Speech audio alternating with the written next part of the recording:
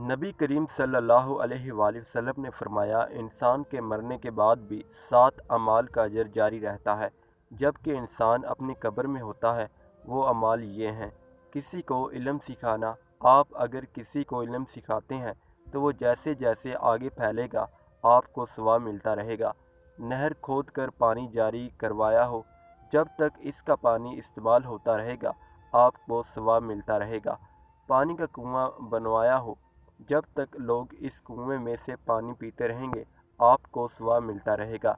درخت لگایا ہو، مسجد بنائی ہو، قرآن مجید کو اپنے پیچھے چھوڑ گیا ہو، یعنی قرآن کریم خرید کر وقف کر دیا ہو، یا کسی کو قرآن پڑھایا ہو۔